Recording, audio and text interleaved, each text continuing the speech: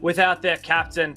Everything is on the line right here, guys. I want to know, as we get into the map veto next, who you think is going to take this game. So let's bring up the map veto and see where we'll be playing between these two teams. La-di-da-di-da-di-da, best of one, etc. Damn it, how am I not casting this game? It is Theme Park. Is this spelling grim fate for either of these teams, guys? Hap, what do you think here? Look, Nora, the biggest challenge they have is trying to get out underneath the fact that they're missing their captain. They will have to play with a stand-in. Nonetheless, I have faith in them. I believe I was the only one actually predicting them to win it here today, as they have been on an upwards trajectory, and Talon, they haven't impressed me that much at this stage. So I'm hoping that Nora is going to be able to make Theme Park work for them quite well, and maybe bring some of that fragging power towards the late round decision makings. So which side of the coin do you fall on, Fluke? You thinking Talon or Nora-Rengo? I'm going to stick on Talon for now. I'm going to stick on Talon because we haven't seen Nora play Theme this split. Theme can be quite a heavy tactical map if teams aren't really used to it, and you're looking at a situation where they're playing without their captain. They're playing without important voice and a huge player, a huge situation in this. And then you look at Talon, their opening Playday against Giants. The split was on Theme, and it was a 7-4. They were able to take 2 of their attacks, 2 of their defenses. They can't remember who was going to be on the... I guess we'll find out who's the opener on the defense if they're able to lead in with something on that side. Yeah, if they can try and take something a little bit more, if they can put pressure to what is a slightly weaker tactical game from Nora-Rengo, Talon could find themselves locking this off quite well. Yeah, well, this is basically the best opportunity that Talon's got to take it against Nora-Rengo, of course, playing with that substitute. Ramu coming in for Meriu. Now, yes, Meriu was once a star player. He hasn't so much shown up as of recently. Ramu actually used to play on this roster before he was replaced earlier this year. I want to know, Hap, what is the go for Nora-Rengo coming into this game? Everything on the line, not playing at full strength. What have you got to do to pull yourself over that line?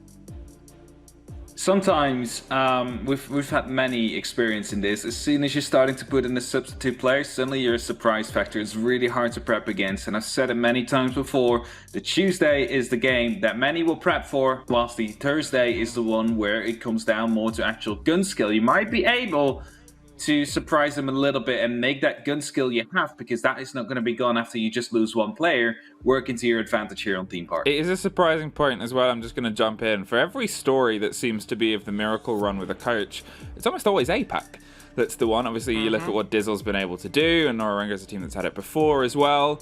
APAC seems to be the Cinderella coach run story, so maybe.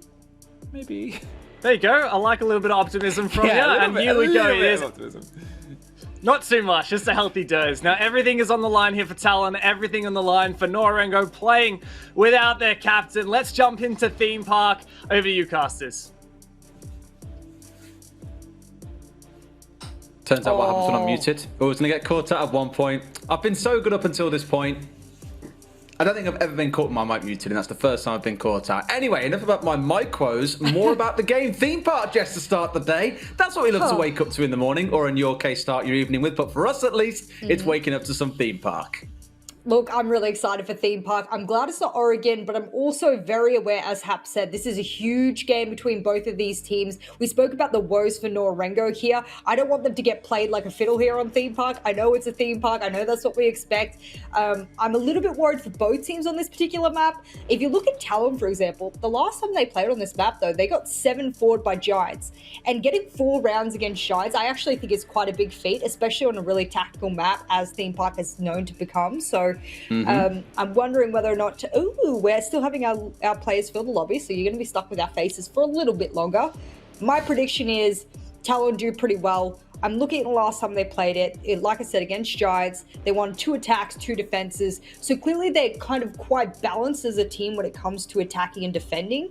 I'd just like to see what they've got here against Nora-Rengo without their captain. I remember the big introduction to APAC at the very start of last stage was a Theme Park game between Cyclops and Fab Gaming. It was chaotic. It was essentially, I think at the time we said, a 2 versus 2 where there was objective play and then a 3v3 off-site. If APAC has shown us nothing over time, it's they love getting out in the map. They like causing trouble for the other team. So I'm hoping here today, at least for the team that starts on defense, that being Nora-Rengo, they will be showing us what we said about them all along. Where they lack a little bit in strategy at times, their gun skill is definitely up to snuff, and Talon today are going to have their hands full dealing with them. This is one of the harder games I thought to predict for today, so really excited to see which way it plays as we get into our operator bans for this map. What are you expecting to see, Jess?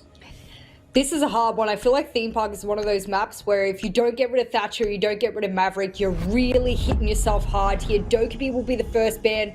The reason I say this is probably not even a big deal is because Talon starts on attack. So the less they can cripple themselves in the first half, the better.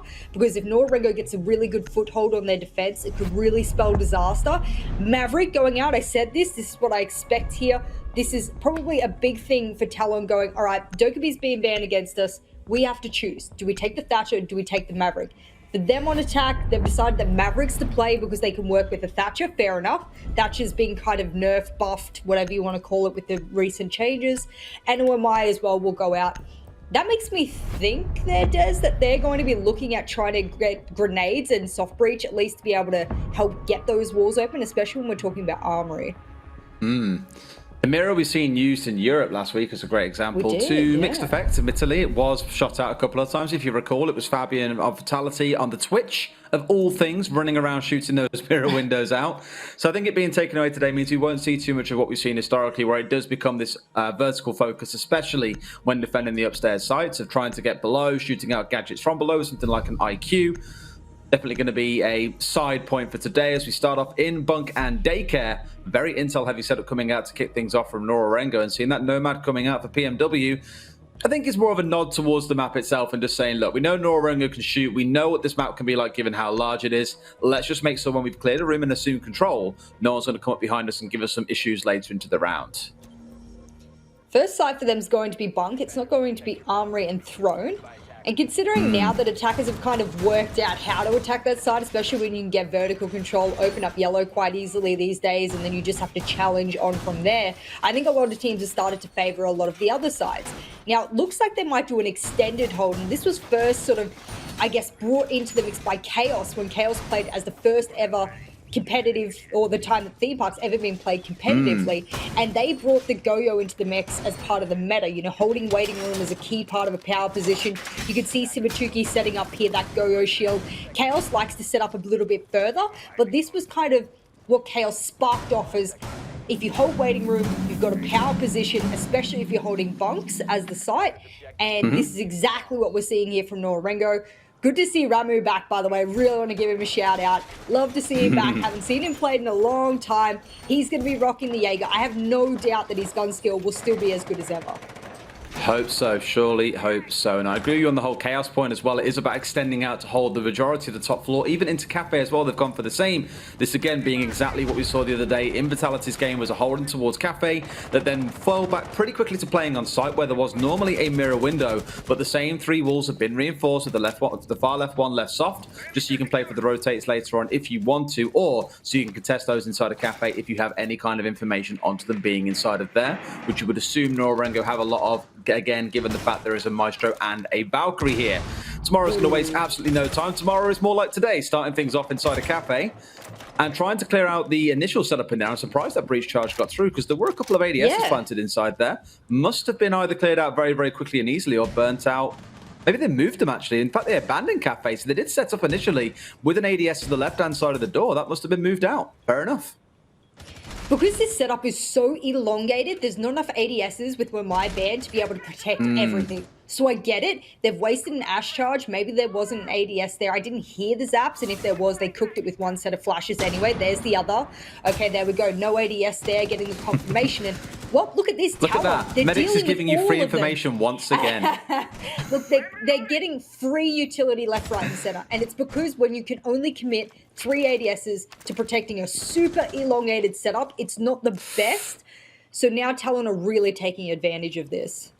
But just look at the time. We're a minute and 45 in, and they've only just about assumed control of cash in the corridor here. They've got to clear out all this utility and then set up for the site itself. This is what I always worry about for attacking teams coming into a map like Theme Park. In fact, I believe a couple of analysts in EU worded it best to me. Who the hell would willingly choose to start attack on Theme Park? And clearly, in this case, it is the case for Talon. Papillia is going to strike back and bring things back to one apiece, as the man you were so excited to see, Ramu, turns out to be the opening death in this round, Jess.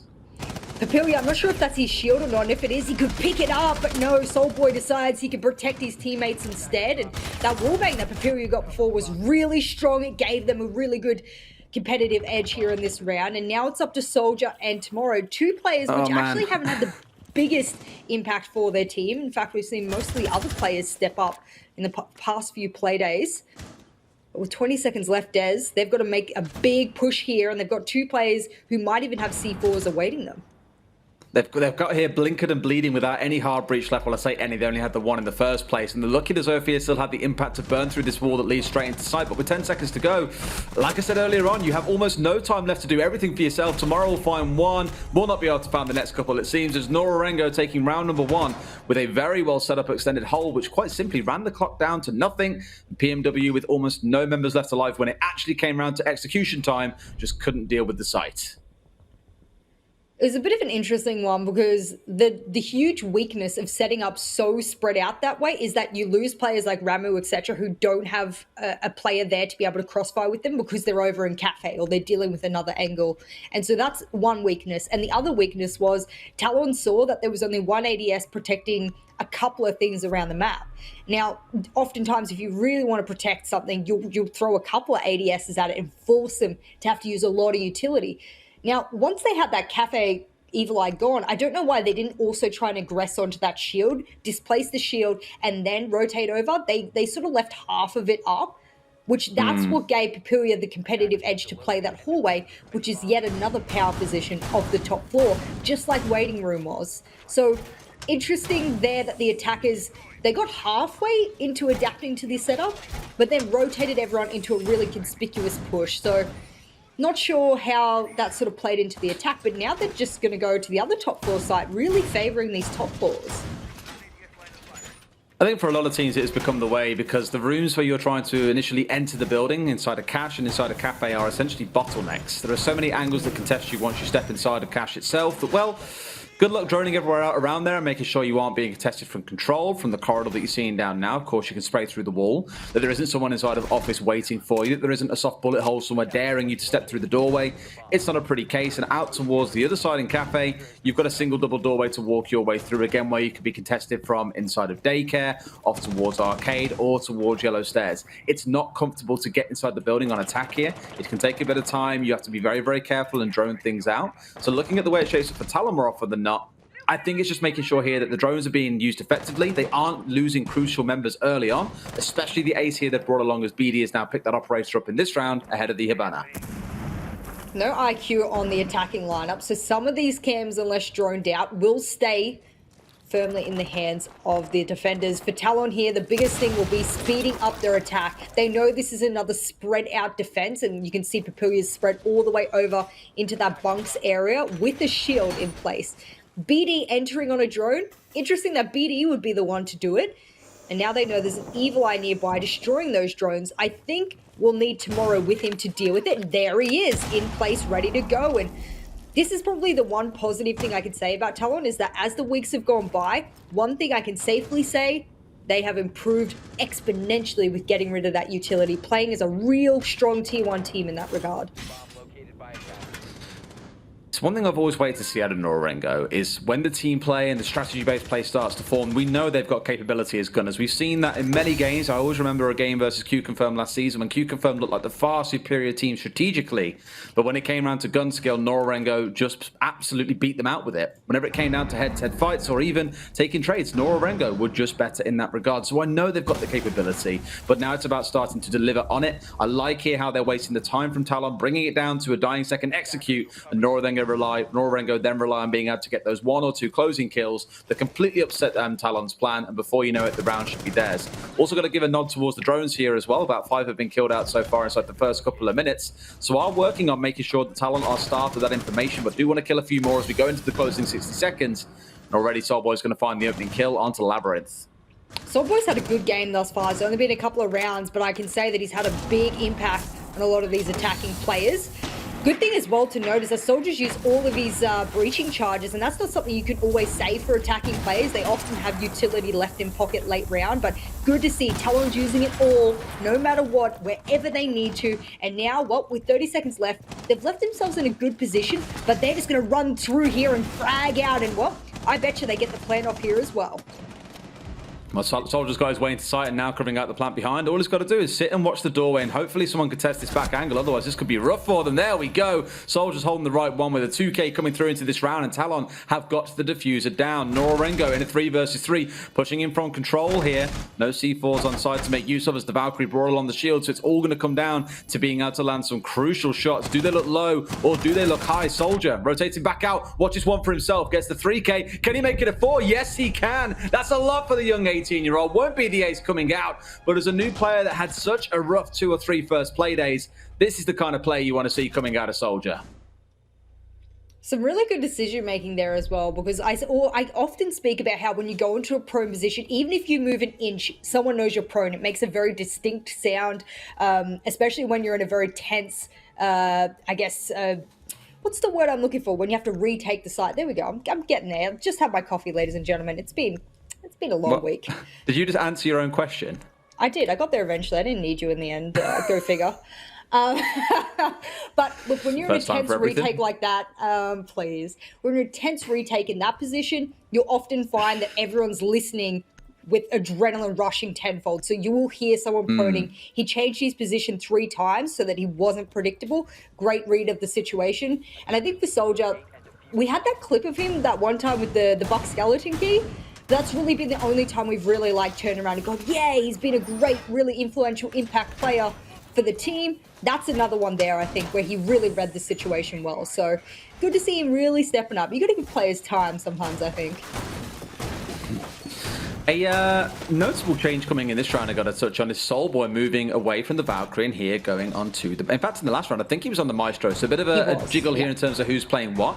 But Soulboy bringing along the Bandit here as opposed to the Valkyrie that we've seen in the last couple of rounds.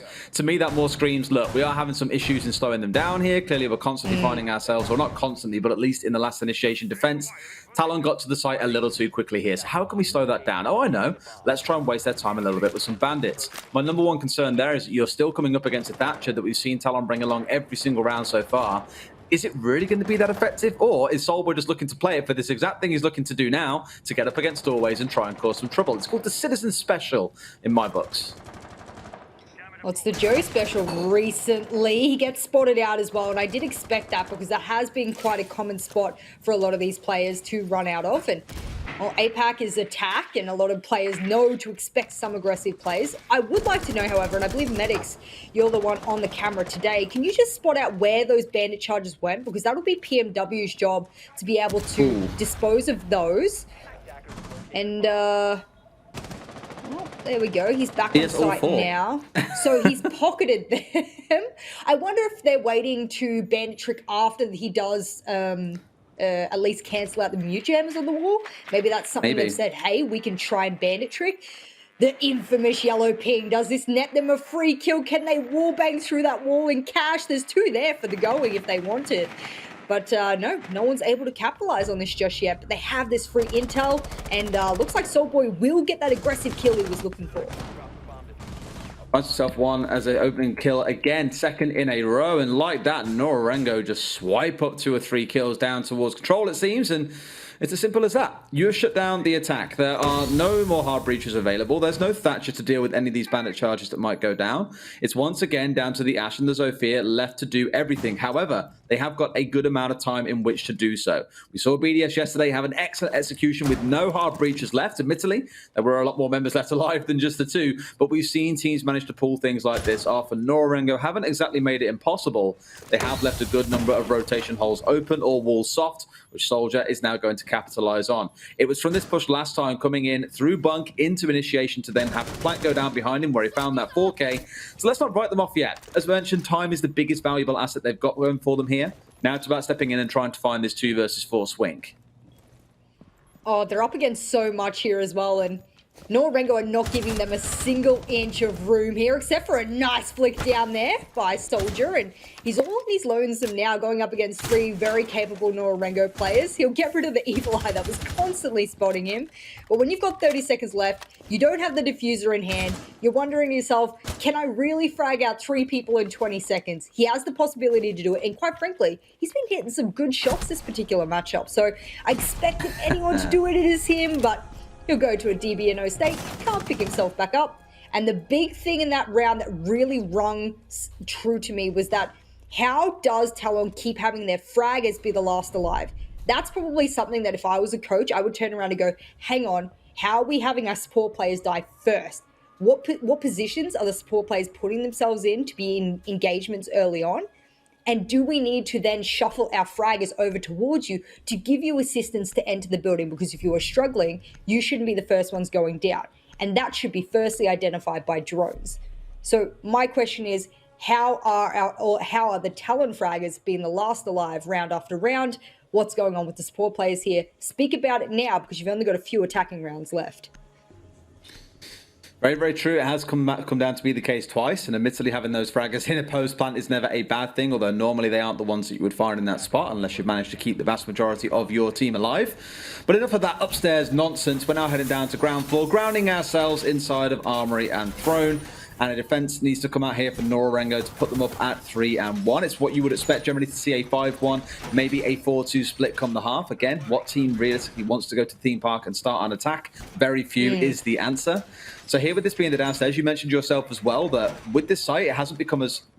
I'll say it hasn't become as popular. It was popular for a time, but teams have started looking towards those top floor sites as the go-to because of the bottlenecks of getting into the building.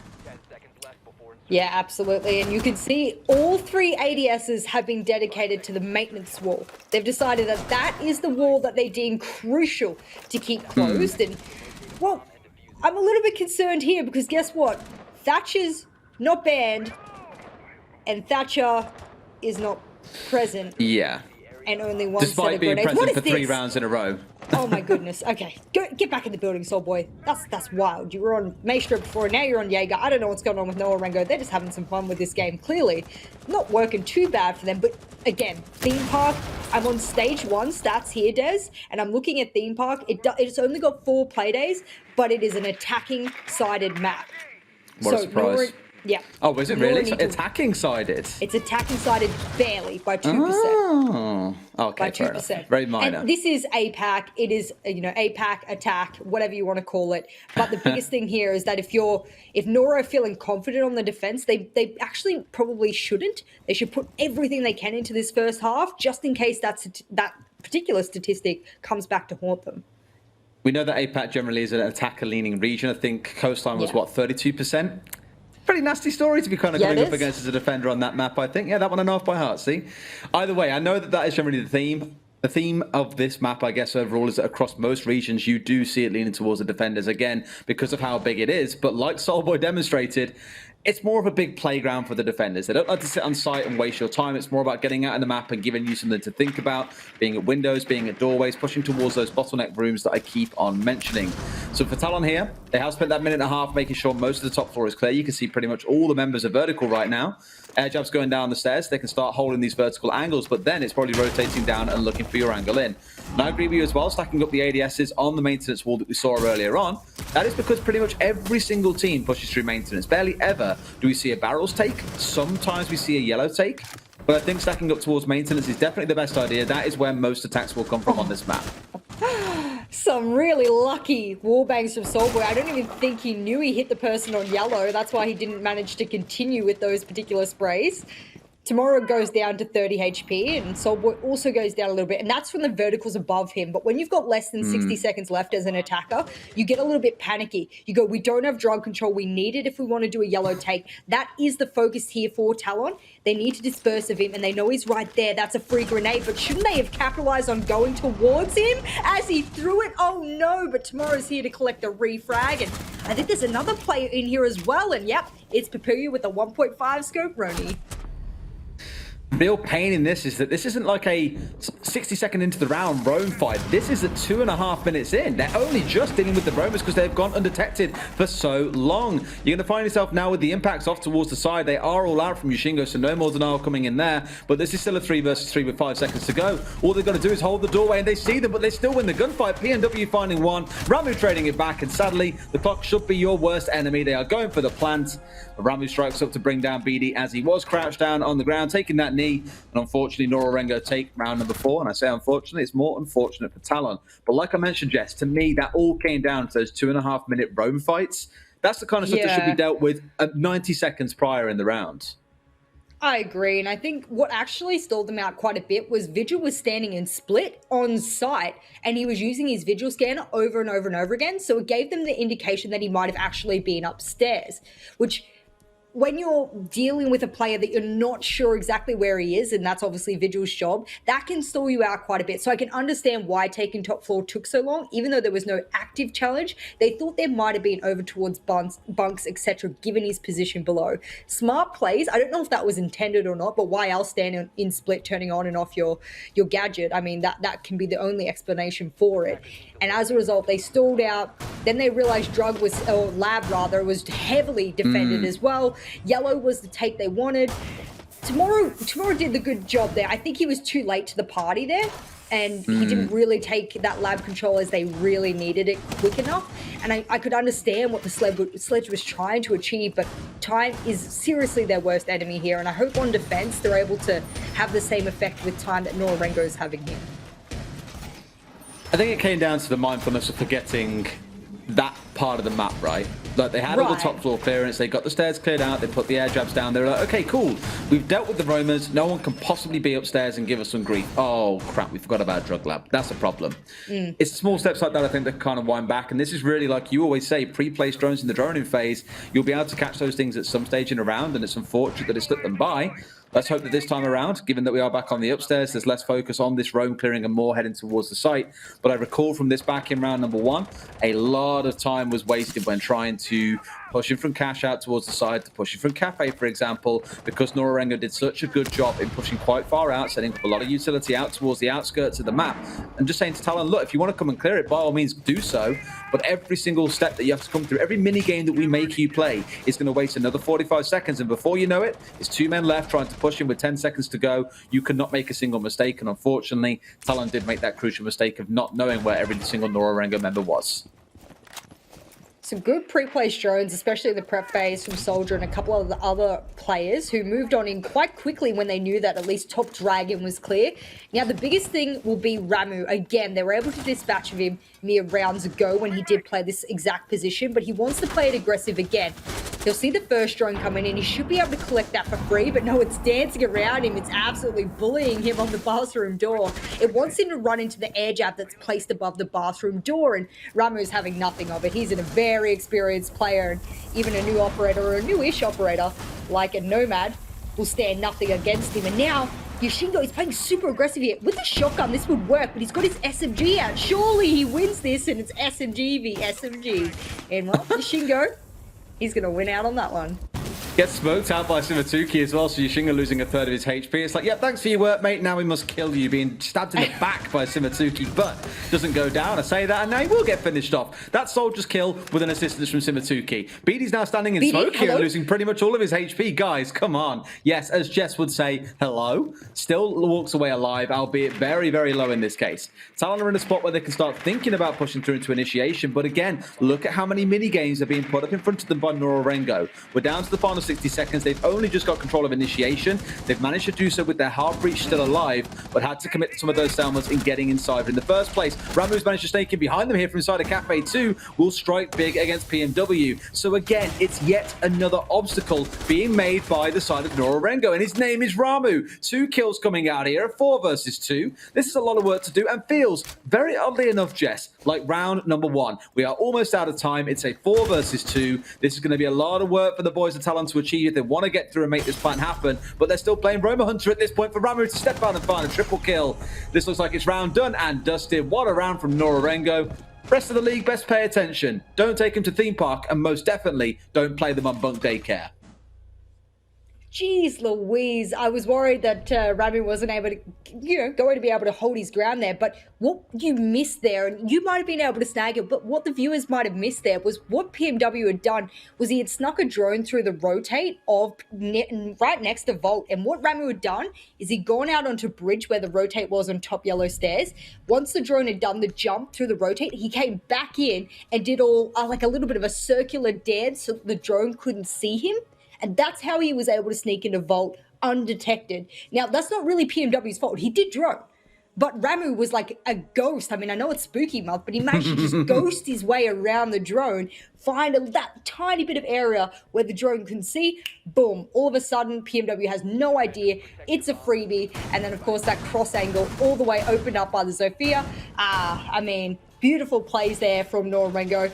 I think having their captain out hasn't kneecapped them too much because they put Ramu in a fragging position, and you don't often need to synergize a player in a fragging position as much as you do in a support or flex position.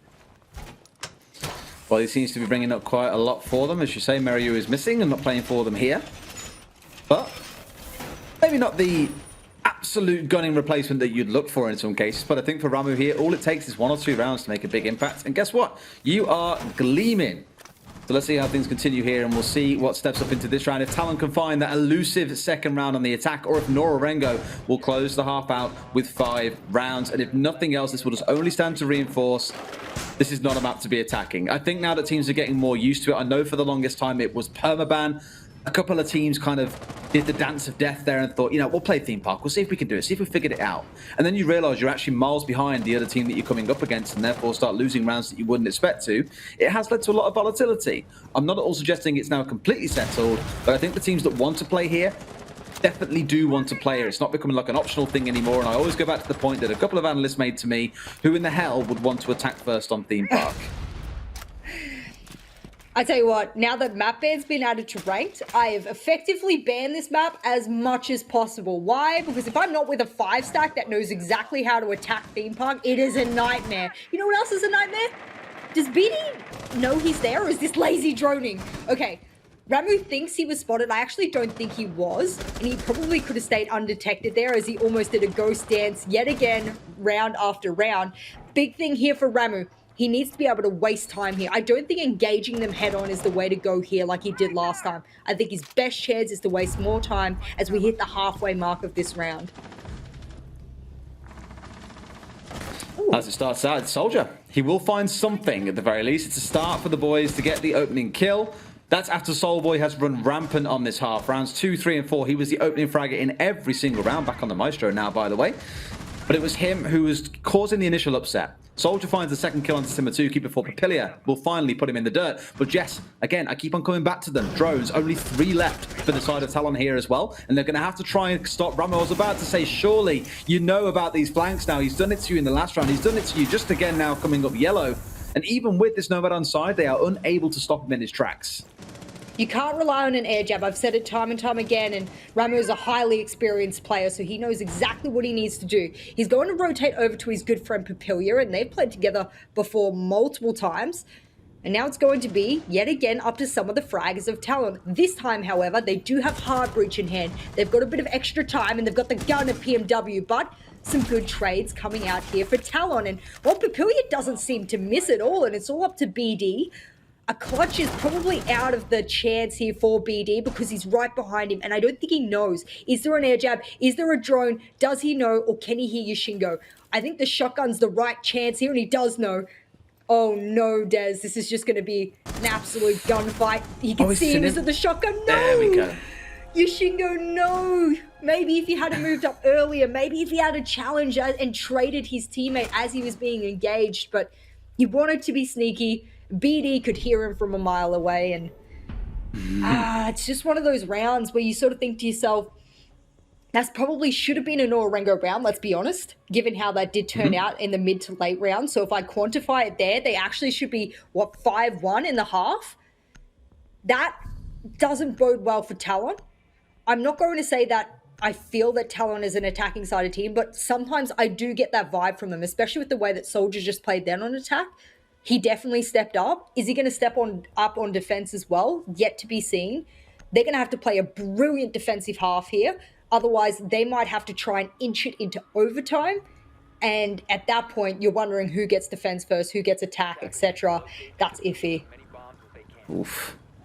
I mean, yes, it felt like it should have been a Nora-Rengo round, but it was still that second round. Talon needed to feel at least comfortable going into this half. And then you see what Soulboy's looking at doing to him. They're bringing the Monty along. And for teams that are a little less, I don't want to say less coordinated, because Talon, they look coordinated. They just lack the finesse in some rounds to close things out, I think. Monty is a surefire way to bully teams, especially when you've got a couple of really good players looking towards players like Tomorrow, PMW at points as well, Soldier, really starting to step up. What is the best way to bully these players? You isolate them with the Monty, you pinch onto them with 2 or 3 members, and you shut them down. These players on Nora-Rengo should have the experience to know how to do that, I fear. And I think if they manage to find a Roma here, you're just going to find Talon's going to get isolated out and they will start bleeding members early in the round. So the question then comes in, do you want to really commit to this highly coordinated roam game which helps you live against the Monty? Or do you just say, sack that off, play on site, let's play safe here, and maybe look for denial behind C4s? You might see that evolving as the rounds go by if this Monty does end up being highly effective for Nora-Rengo. My big worry here is that given how aggressive Soulboy played on both the Maestro and the Jaeger, I'm wondering whether or not he'll be that same kind of aggressive player on the Monty. And passive aggressive / aggressive Monty players are very hard to deal with if you don't have someone to assist you. So what we need to see from Talon is a lot of crossfires, a lot of importance on being coordinated. And if they can keep that up against the Monty, then okay, we might see something here. But there is no active counters, no Legion, no smoke, a couple of C4s, but is anyone really going to be in the right position to deal with the Monty in a C4 when he's not going to be doing any vertical play? Probably not. So this particular round will come out of, does Soulboy expose his hands, his feet at any point? If so, take advantage of it. Otherwise, he'll be used for smokes. He'll be used to cover the plant. He might even be used to aggress in. Well, that's one of those C4s that I thought might be preserved more for the aggressive play against the Monty is used to create a rotate of all things. Okay, we're in that kind of game, I see. So rather than the impacts coming along, it was the C4 being brought along by the Malusi. We saw the first ban come out for that yesterday. I'm keen to see if that starts rolling out at some point, by the way. And BD was trying to go. This is the, I suppose, a bit of a vexing thing. You've got a Kaid and you have a Bandit, yet this wall's been opened up with relative ease, really, outside of a grenade and being thrown over the wall, and then that as well. And of course, with the ace then coming out straight after a frag grenade comes over, they still can't hold back against it. Not too sure about that one, boys. Where were the ADSs? They burnt out? I mean, they'll probably be destroyed now. What is that? What? Hello?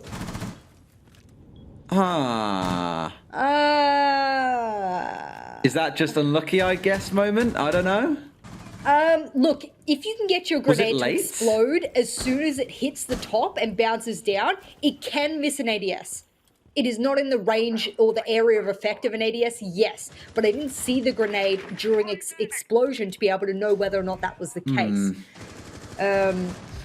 You do normally see those stuck against the actual thrown wall rather than on that far off bit box, so maybe it was just the range of the box like you say. Still, I could have swore the ADSs would have been ranged to catch that. Regardless, Talon finding a couple of kills out on the roam of all things, and guess what? That's the Monty dead. Tomorrow striking big for them, removing that big burly boy on the side of Talon. In fact, he strikes round and finds a 3-kill. What is this, Tomorrow? How on earth is he allowed to walk down Dragon Stairs like that? How is BMW allowed to still hold the same spot? Nora-Rengo seemingly unable to react, and Talon clean house against a comp that I thought they were really going to struggle to deal with. Especially when you're roaming off-site. They had the maintenance walls open. Someone could have held the flank, quite rightfully, because there's no vertical holes you can have above, except for maintenance as they enter through the maintenance wall.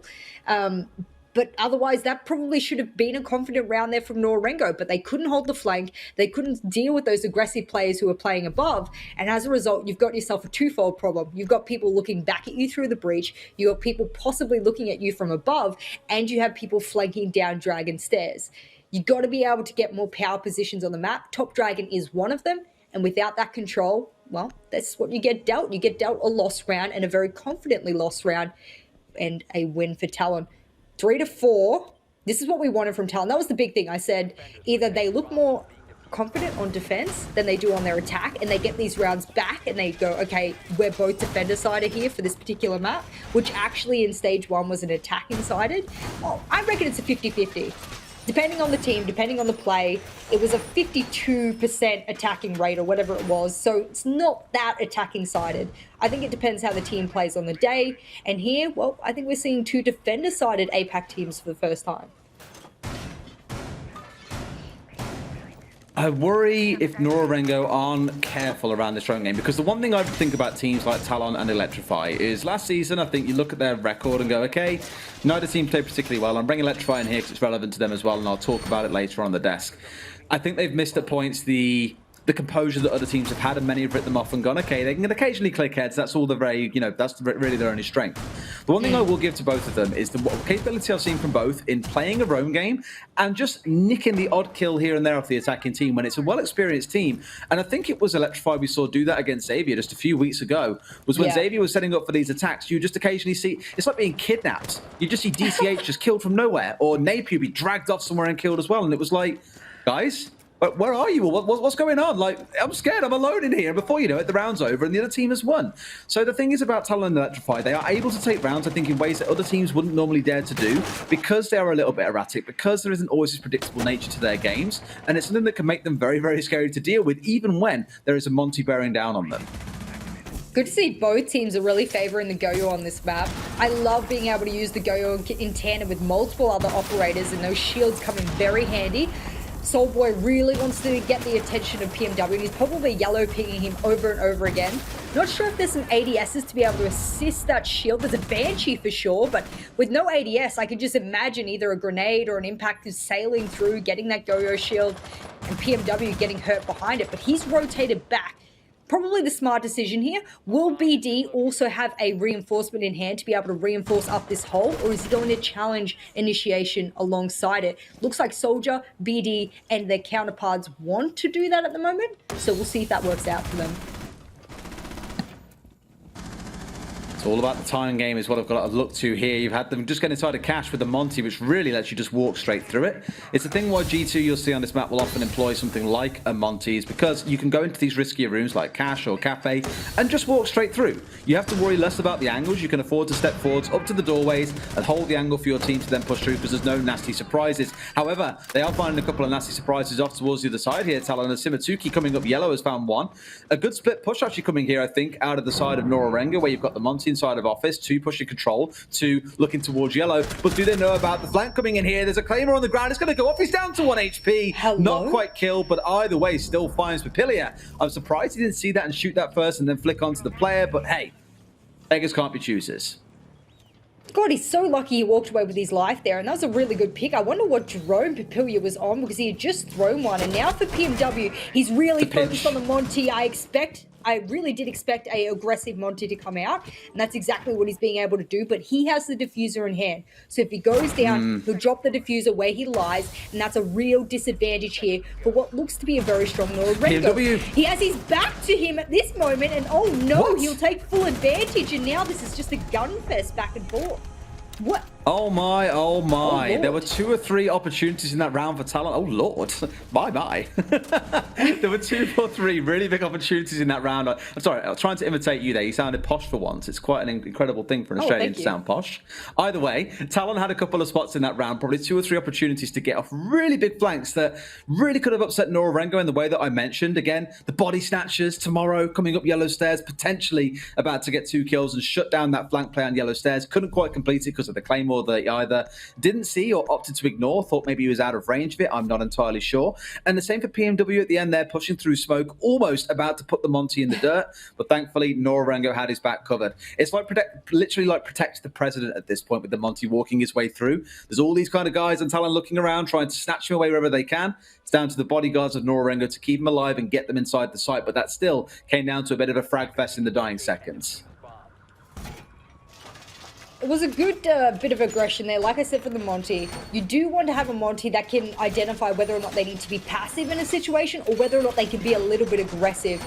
He did have the diffuser. That was probably the biggest worry on my half. But for the most part, PMW was the key player there for Talon, who could have taken him out. He was at the top of arcade stairs. Monty, for a brief moment, had his back to him, and that should have been his focus. I believe he had the TCSG, though, so you give and take with that particular weapon, and especially when you're trying to do a multiplicity of things at once. He got taken advantage of. That's okay. Attackers walk away with a round. I say that's okay, but we said before, Talon really need this win. So does Nora-Rengo. The captain is subbed out today because he had a medical emergency. Can they show up the same way? I would say with Ramu, they've done that. I would say that they've come in and they've been able to have a really good gameplay that I didn't predict. At least in my predictions, I predicted Talon. So if Talon walk away with a loss here, then I will be very surprised, considering we did consider them to be on a little bit of an up and up. Well, let's take a look. Were you the only one who went Talon? Surely not. Oh, no, you and Fluke. He went for Talon rather than Talon. In fact, no, so did Dev. So it was a 3-3 split. There was me, Gio, Hap, and Milosh going for Nora-Rengo. So definitely a divided down the middle kind of game. For me, the reasons came into what I spoke about earlier on. For Nora-Rengo, despite, I think, many would argue being lower when it comes to their team play and strategical play, when it comes around to the gun capability of this team, I think they set a bar, like I said last week, that others need to be able to surpass. And in this game, you might wager they are. In some ways, Talon are showing up, but Tomorrow and Soldier doing a good bit of work.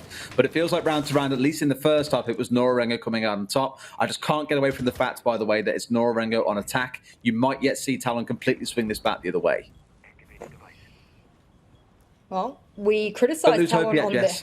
Yeah, well, we criticised Talon for not having a Thatcher on their particular attacks. This time, Nora-Rengo says we really need it. It's part of our attack strategy. You can see Labyrinth, he's going to hold off on that wall there. They've actually already rotated back, reinforced the rotate up, and placed bandits on it quite early on in the round, I would say. They weren't even really being aggressed upon yet. So the Thatcher will deal with that really quickly. Ramu with those Selmas, the ace charges, that's going to get that opened up. And it kind of just negates the point of having a bandit when a Thatcher's in play. Speaking of the Thatcher, I think everyone saw the changes and was like, oh man, massive nerf, like you don't destroy gadgets anymore, they come back online, what's the point? It more forces you to act inside that brief window when they are essentially destroyed for a very brief amount of time, and also obviously helps with the fact that the ones that get put back in pocket can't then be redeployed immediately. So it can make life a little bit tougher for defenders in some cases, even though maybe it's not as deadly towards gadgets as it used to be. What I'm looking forward to seeing here in these dying 50 seconds is that clash, quite literally the clash between the Clash and the Monty. We've seen teams like G2 be really slowed down by teams like Na'Vi when it comes around to pushing into a clash when you have a Monty on side. So I feel like Talon have adapted well, but we'll get to see how that plays out in the dying 30 seconds or so. Oh no, one destroyed drone means no one's watching the flank, and that was directly into the key power position of waiting room, but Ramu gets his revenge, and that's great. That's the shield player down. You should never turn your back to a possible opening, and well, PMW learnt the lesson there on Clash. Now they're worried about flanks from left, right, and center, and rightfully so. No one was watching them properly, and now with 15 seconds left, Des, they've got to get this plant down. Can Ramu get in? Can he get it done? Tomorrow again with a massive flank, this time up Arcade. It was PMW in this power position last time, but here it's Tomorrow, making sure there is no Tomorrow for the side of Nora-Rengo. But they find 2 kills for themselves. There's one left. Not going to have enough time as Soldier does put one in the dirt. And Talon win just on time, but my God, was that another tense affair in the dying seconds, Jess. See, that's where the Monty is used ineffectively, rather. That was probably the worst usage of Monty I'd seen. He just stood there and he's pinging people. And when you got 15 seconds left, you have to make a choice. You either stand over the planter and be a body block for him, or you go up and you use your entire body and unshield and just play as aggressively as possible to give the planter time to get the 7-second defuse. He did kind of neither. He sat in between both of those roles, and it left his team open to being killed from arcade stairs. I mean, even if he had to block the door, for example, which is hard to do when you've got, cross angles from everywhere, but commit to something. And standing in the middle of the room, committed to not much other than letting your planter die. So I think here for Talon, they're lucky that they were able to get time on that round, because they did have a lot of those particular attacking players ready to go. Time was what won them that round, I think. Yeah, it's almost the same story as what we saw in the first half when it was Talon on attack. A couple of rounds they lost, and we put it down to time and how much time Nora-Rengo were wasting with those extended holds. Almost like the map dictates that kind of behavior. And interestingly, between both teams, we are seeing very similar sort of setups. Remember back in the first half when Talon were like making sure everything was air-jabbed upstairs before heading downstairs to go for Armory Throne, then it was like, oh no, someone's inside of lab, we're in a world headache here, it's not going to work out for us. It's a similar story here where I think the only real difference is that Tomorrow is playing very fast and loose. He's not playing where he's sat inside a single room and looking to anchor down whilst on the roam. He's actually moving very actively around the map, looking at 2 or 3 different staircases, looking to catch people in various locations and trying to constantly keep Nora-Rengo guessing. So I'm not surprised they're being tripped up along the way here. Again, the body snatchers that are Talon are catching Nora-Rengo out time and time again. And I'd love to turn around and say, clearly the answer is to try and hunt down these roamers. That ain't so easy when they're moving around as much as they are. I'm not surprised to see Talon go down to lab as well. Stop Stop doing things to Soulboy. He either gets hit by EMPs or someone's tomorrow shooting him again. through. And they're just shooting him from somewhere, somehow. And that was a good adaptation using the tiny little hole in the drone hole there. I love that. Thank you for showing that, medics. That was great. Yeah, I'm not surprised going down to lab. They actually, their worst held site is initiation, and their second best held site is lab. So that's why we're seeing a bottom floor site here. And ooh, damn. He tried, but he failed. This is the kind of time where you don't want to hang around and try and challenge someone for too long. It's like when you get droned out, they know that you're there. Someone is going to take a more favorable angle and just make it into a 2 versus 1, and you are going to get shut down.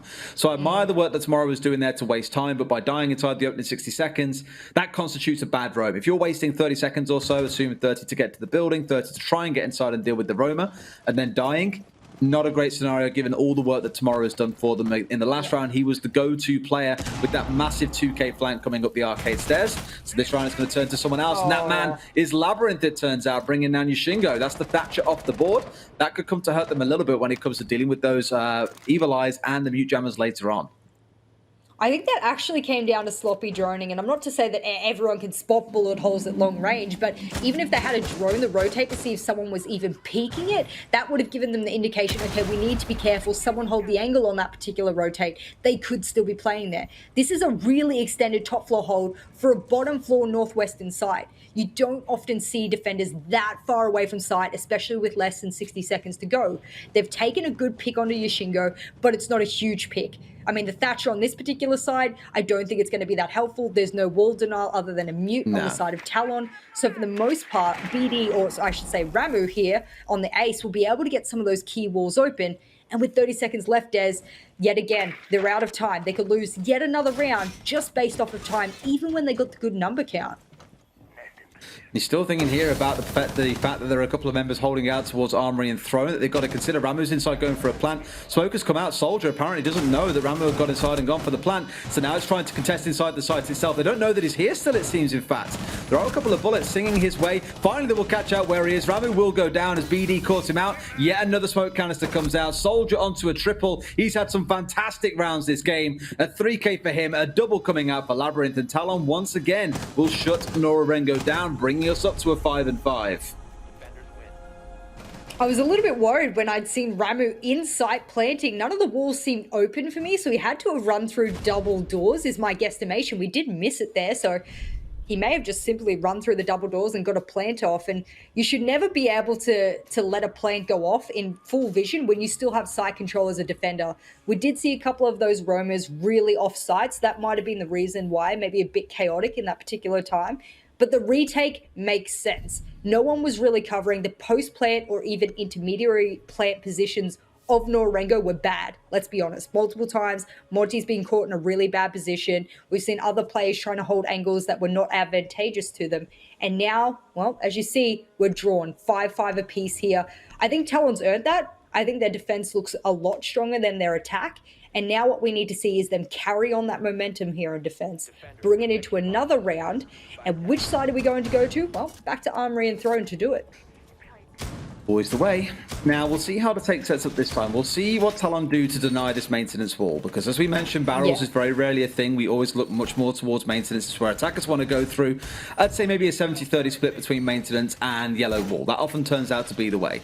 So keep a close eye on what their setup is. Last time we clocked that with ADSs being slightly mispositioned, they did get a grenade over.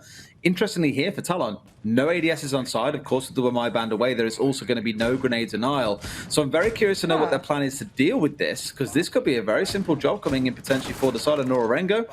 That being said, are there any grenades on their side? No. Like, okay, there's clearly different play. There's something at work here, Jess, and it isn't the norm. It's almost like they knew they wouldn't be bringing grenades, which is interesting. And okay, they're bringing the Thatcher. They know they're going to bring the Thatcher. That's fine. Now, with the new Thatcher, and in this particular instance, when I'm talking about Kaid, it's a nerf. Because what Thatcher can do is it doesn't destroy his Electric Claw, it'll disable it. He can pick it back, or what he can do is he can throw his other Electric Claw, pick up the deactivated one, and keep doing that cycle over and over and over again whilst keeping his Electric Claws intact. Yes, they're deactivated, but for the most part, you'll get to recycle them over and over. So when you're going up against the Thatcher, a Maverick is banned, this is the best outcome for the defense, and it requires Tomorrow, who's, let's be frank, quite an aggressive player, to play this perfectly. Yeah, we've seen a couple of players pick the kite. I think Say's a player that I think of from the side of Na'Vi, looking to do the same, not yesterday, but in their previous Playday. Couldn't quite make it happen for them. It's not the easiest throw in the world. It does require a lot of discipline and, of course, a bit of luck / mind gaming on either side too. We'll see if they can keep it closed up. I'm just concerned either way that with this onside in the Capitale, they can still open the top of the wall, stick a fireball over the top, and it's pretty much guaranteed that it gets opened up. There we go. Impact Trick comes out, but doesn't connect, because I think it's too low down, but it is disabled by the fact there was a mute jammer, which has now been cleared out, I believe. And that will mean this wall gets opened up, no problems at all, inside about 80 seconds or so. If that's what they were relying on, an impact trick on a tall wall such as this with a Selma, then they have not practiced it enough. You should know that if you do a low down X-Cairo, you do a low down exothermic sometimes, and especially a Selma, which is quite a small contraption to destroy with the impact, you're not going to hit it if it's low down. So if that was their full reliance there, wasn't the best thing to rely on. An extended hold into barrels, not a surprise. We've seen teams start to do this from now on. Not really seen a castle in play with them, but it's an interesting adaptation. That's what drew the from me. Yeah, I'm keen to know where the other castles are actually as well. I know that he's got the one inside the room with him on the doorway. I think there's one on the window, is there? Not sure.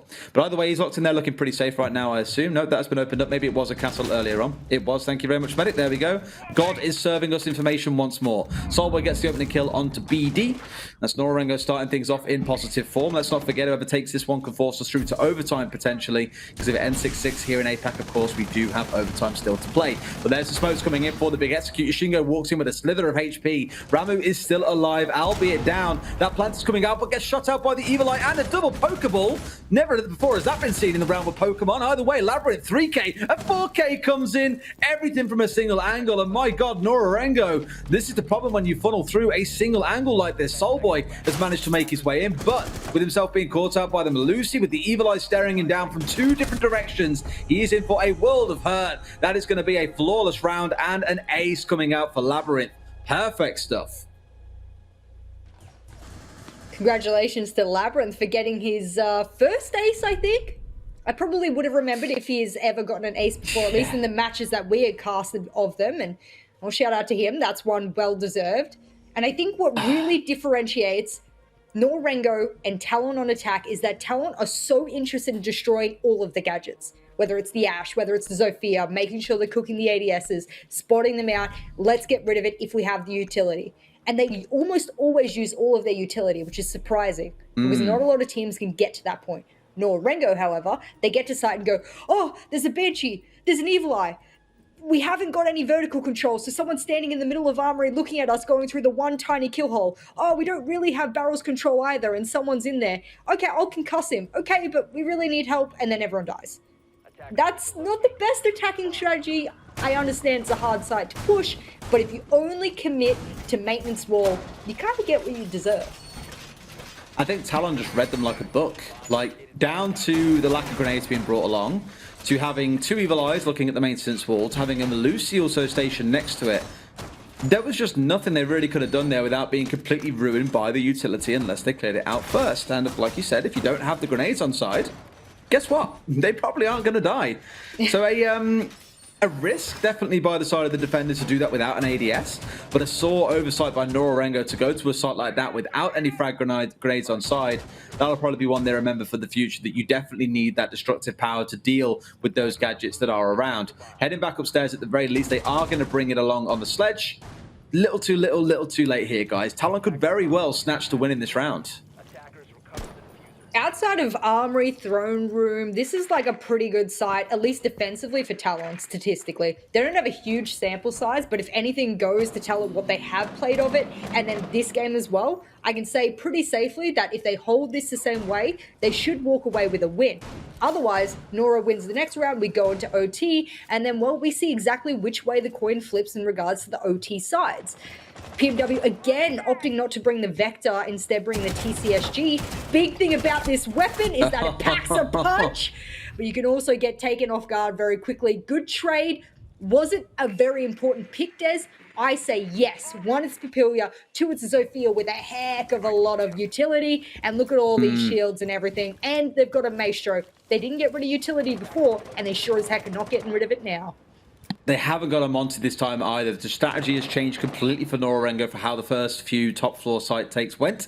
They rely much more here on the gun. And the problem is, with that Zofia being down, as you mentioned, around the utility, not only that, it's also the fact you've lost Papillia, the guy who's good doing the hard yards for you in this game. Labyrinth fumbling a little bit, I think, means that they'll still get through. Yes, it's Shell. They have the long angle. If only that barricade weren't in the way, there would be someone going down, but the reinforcement edge will stop those shots connecting. They are literally staring at each other here through a couple of pixels different. They'll be able to kill each other. Unfortunately, not to be the case, but in good time, Nora-Rengo have managed to get inside of initiation and get this wall opened up. If you recall earlier on, it was Talon who was struggling in this spot when they had about 10 to 20 seconds left. Here, Nora-Rengo have got a lot of time to play with. It's what they do with it, and see, that's how effective grenades can be. No ADS to protect him either, and even if there was Soulboy on the Thatcher, maybe it was disabled. Of course, you could see everything get re-enabled after that 15-second mark, and well, that's a very, very good pick. That means the C4 is gone as well, but we can look at all of the other players that persist there on Talon. Soldier, he's had a heck of a game. He started off really shaky when he first joined the squad, but I've said that this is probably one of his best games I've ever seen him play now. And Tomorrow's still in the lineup, still got the smokes of BD. I don't think he's used any. No, he hasn't. And there goes one now. Just about the delay here, Nora-Rengo, 60 seconds later, we said, oh man, the wall's open, they've got a minute and a half, this is loads of time, they can do this.